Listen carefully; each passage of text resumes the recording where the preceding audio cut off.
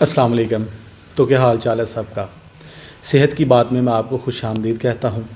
آج صحت کی بات میں ہم بات کریں گے ہرنیا کے بارے میں کہ کیا یہ بچوں میں پائی جاتی ہیں، اگر پائی جاتی ہیں تو کیا یہ خود بخود ٹھیک ہو جاتی ہیں یا اس کا کوئی علاج کروانا پڑتا ہے، کیا یہ دوائی سے ٹھیک ہوتی ہیں یا آپریشن کروانا پڑتا ہے، اگر ایک دفعہ ہم آپریشن کروا لیں تو کیا دوبارہ تو نہیں ہوتی، اور اس کے علاوہ اور بھی بہت کچھ جانیں گے. ویڈیو آپ نے پوری دیکھنی ہے، اور اگر کوئی آپ کے مائنڈ میں ویڈیو کے دوران کویسچن آئے تو آپ نے اینڈ پہ کمنٹ سیکشن میں ضرور پوچھنا ہے. السلام علیکم ڈاکٹر صاحب. جی وعلیکم السلام. ڈاکٹر صاحب کیا حال ہے آپ کا؟ جی اللہ کا شکر. ٹھیک. ڈاکٹر صاحب سب سے پہلے تو ہمیں یہ بتا دیں کہ ہرنیا کیا چیز ہے؟ ہرنیا بیسیکلی اڈلٹس میں بھی پایا جاتا ہے، بچوں میں بھی ہوتا ہے. ہرنیا بیسیکلی کہتے ہیں کہ جب بھی کوئی انسانی آرگن ہے جیسے انٹسٹائن ہے، آنت ہے، وہ اپنی کیویٹی سے باہر چلی جائے، ٹھیک ہے، کوئی سوراخ کے ذریعے، پٹھے میں کوئی سوراخ ڈیفیکٹ کے ذریعے جب اس میں سے باہر چلی جاتی ہے اپنی کنٹینٹ کیویٹی سے، تو اس کو ہم ہرنیا کہتے ہیں. یہ بچوں میں بھی ہوتا ہے اور بڑوں میں بھی پایا جاتا ہے. ٹھیک ہے. یہ بچوں میں تھوڑا سا ہرنیا کے بارے میں ہمیں بتا دیں. بچوں میں ہرنیا جو ہوتا ہے یہ پیدائشی طور پہ ہوتا ہے، یعنی کہ بچوں میں موسٹلی جو وجہ میلز میں ہے وہ یہ ہے کہ ہمارے جو بچوں کی گولیاں ہیں پہلے پیٹ میں ہوتی ہیں، پھر وہ اپنی نارمل جگہ پہ نیچے جاتی ہیں، ڈسینڈ کرتی ہیں، اور اس کے ساتھ ان کے ساتھ ایک سیک جسے ہم یعنی کہ جھلی کہتے ہیں پیٹ کی، وہ بھی ان کے ساتھ ہی آتی ہے نیچے. ٹھیک ہے. وقت کے ساتھ ساتھ جب پیدا ہوتا ہے بچہ تو اس کی یہ آہستہ آہستہ بند ہو جاتی ہے. اگر یہ بند نہ ہو تو یہ پھر ہرنیا میں کنورٹ ہو جاتی ہے، جس میں آنت وغیرہ آنے کا خطرہ ہوتا ہے. اچھا، اس کا مطلب ہے کہ ایک بچہ جو ہے وہ اگر بالکل ٹھیک پیدا ہوا ہے اور اس میں بھی پھر چانسز ہوتے ہیں جب وہ بڑا ہو تو اس میں ہرنیا کا مسئلہ ہو، کیونکہ اکثر سنا جاتا ہے کہ کسی بزرگ میں بھی جو ہے وہ ہرنیا کا مسئلہ ہو گیا، یا کسی کوئی 40-45 سال کی عمر کا کوئی شخص ہے تو اس میں بھی ہرنیا ہو گیا.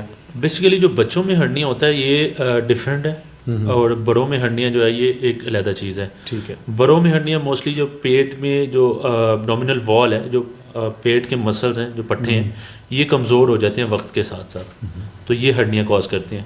اور جبکہ بچوں میں جو میں نے آپ کو وجہ بتائی کہ وہ جب گولیاں نیچے آتی ہیں تو اپنی ایک جھلی ساتھ لے کے آتی ہے، جو وقت کے ساتھ ساتھ اس کا رابطہ پیٹ کے ساتھ بند ہو جاتا ہے. اگر یہ بند نہ ہو تو یہ ہرنیا کاز کرتا ہے بچوں میں. یعنی کہ بچوں میں ہرنیا جو ہوگا یہ بچوں والا ہرنیا یہ پیدائشی طور پہ ہی ہوتا ہے. کچھ یعنی اس کا عمر سے نہیں ہوتا کہ فلاں عمر میں ہوگا بچوں کو، نہیں، یہ پیدائشی ہونا ہے. جو بچوں میں انگوائنل ہرنیا جو موسٹ کامن جو ورائٹی ہم دیکھتے ہیں چلڈرن ہاسپٹل میں، وہ انگوائنل ہرنیا ہے، اور یہ بچوں میں پیدائشی طور پہ ہی ہوتا ہے. ہاں کچھ پیرنٹس کو وہ بعد میں پتہ لگتا ہے، کوئی 2 ماہ کی عمر میں، 3 مہینے کی عمر میں بچوں میں دیکھتے ہیں کہ یار یہاں پہ اس کو یہ جب روتا ہے تو یہاں پہ اس کو سویلنگ ہوتی ہے. اچھا. چلیں، ایک ہرنیا کا مسئلہ سامنے آ گیا اگر، تو اس کا علاج ہی کروانا پڑے گا یا کیا یہ خود بخود بھی ٹھیک ہو جاتا ہے؟ یہ ہرنیا اصل میں اگر تو ہرنیا ہے بچے کو تو یہ خود بخود ٹھیک نہیں ہوگا. ٹھیک ہے. اس کا علاج صرف اور صرف جو ہے وہ ابھی تک کوئی ایسی میڈیسن ایجاد نہیں ہوئی جو اس کا علاج کر سکے یا اس کو ٹھیک کر سکے. اس کا علاج فی الحال صرف اور صرف سرجری ہے. ٹھیک ہے. آپریشن اگر ہم نہ کروانا چاہیں تو اس کے کوئی نقصانات؟ اگر آپ آپریشن نہیں کرواتے تو اصل میں ہوتا ہی ہے کہ جب کسی بچے کو ہرنیا ہوتا ہے اور بچہ روتا ہے تو آنت کا کچھ حصہ اس ڈیفیکٹ یعنی کہ اس ہرنیا میں آتا ہے، سوزش میں، اور پھر جب بچہ چپ ہوتا ہے تو وہ واپس چلا جاتا ہے. بچوں میں ایک ڈیفیکٹ میں یہ مسئلہ ہو سکتا ہے کہ جب ایک دفعہ وہ ہرنیا میں آنت آتی ہے تو خطرہ یہ ہوتا ہے کہ وہ آنت پھنس جائے گی. ٹھیک ہے. اگر وہ پھنس جائے خدا نخواستہ تو یہ پھر ایک ایمرجنسی ہوتی ہے جس میں بچے کو رکاوٹ ہو جاتی ہیں، الٹیاں آنا شروع ہو جاتی ہیں، بچے کا پیٹ پھول جاتا ہے، قبض ہو جاتی ہے اور بچہ بہت زیادہ درد محسوس کرتا ہے. تو اس صورتحال میں ایک آپریشن جو ہے ایمرجنسی آپریشن بن جاتا ہے، اور اس میں بچے کی آنت ضائع ہونے کا بھی خطرہ ہوتا ہے، اور جسے ہم پیریٹونائٹس یعنی کہ پیٹ میں زہر پھیلنے کا عمل کہتے ہیں، اس کا بھی خطرہ رہتا ہے. کیونکہ آہستہ آہستہ جو پھنسی ہوئی آنت ہے اس کی بلڈ سپلائی کمپرومائز ہو جاتی ہے، اس کو خون صحیح طرح سے نہیں ملتا تو وہ ڈیڈ ہونے کا خطرہ ہے. یعنی اگر ہرنیا ڈائگنوز ہو گیا ہے تو آپریشن ناگزیر ہے؟ جی بالکل. تو آپریشن ہم کس ایج تک کروا سکتے ہیں بچے کا، کس عمر تک کروا سکتے ہیں؟ جی یہ بڑا اچھا کویشچن ہے. یہ موسٹلی پیرنٹس یہاں پہ کیا ہوتا ہے کہ بچہ جب ہمارے معاشرے میں واپس جاتا ہے اس کو بتایا جاتا ہے کہ اس کا حل آپریشن ہے، تو پیرنٹس مان تو جاتے ہیں کہ اس کا حل ٹھیک ہے آپریشن ہے، مگر جب وہ گھر جاتے ہیں تو ان کو سائڈوں والے یا ان کے گھر کے رشتہ دار کہنے شروع ہو جاتے ہیں کہ بچہ ابھی چھوٹا ہے، ابھی تھوڑا اس کا وزن بڑھنے دیں، تھوڑا بڑا ہو جائے تو پھر اس کا آپریٹ کرا لیں گے. ایسا بالکل نہیں ہے. جیسے ہی آپ کو پتہ لگے آپ فوراً اس بچے کا آپریٹ کروا لیں ہرنیا کا. کیونکہ اس میں chances with the passage of time جو ٹائم زیادہ گزرے گا چانسز یہی ہے کہ بچے میں آنت پھنسنے کا جو ہرنیا میں آنت پھنسنے کا ہے وہ چانسز بڑھ جائیں گے.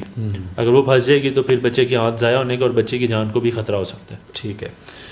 آپریشن اس وقت کا آپ کر رہے ہیں اور مجھے خود فیل ہو رہا ہے, اور والدین کے لیے بچوں سے بڑھ کے کچھ نہیں ہوتا, اور جب وہ آپریشن کا لفظ سنتے ہیں تو صاف ظاہر ہے ایک پریشانی تو ہوتی ہے.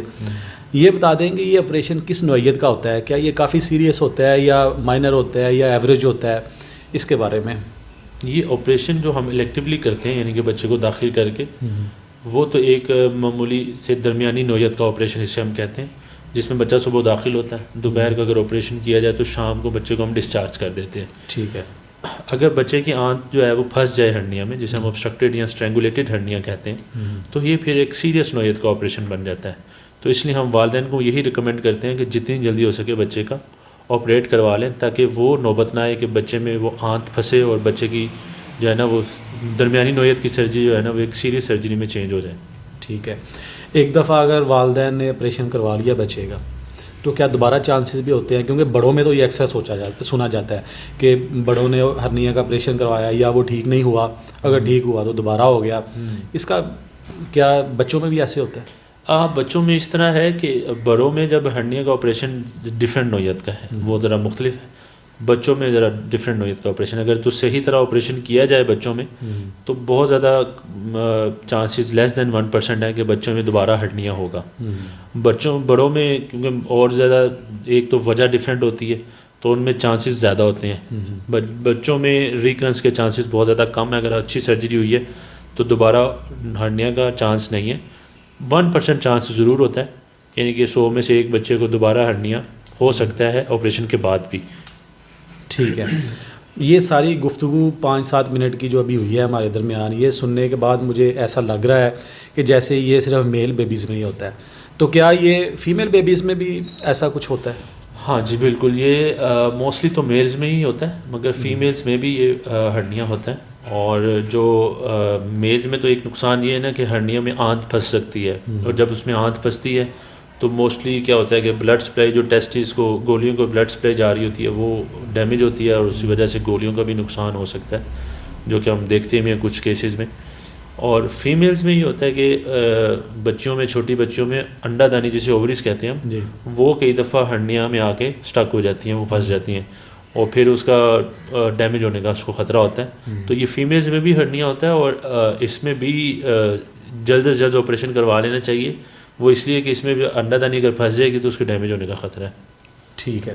چلیں, یہ تھی جی آج کی ہماری ویڈیو. امید کرتا ہوں کہ آپ کو پسند آئی ہوگی, کافی زیادہ انفارمیٹیو تھی.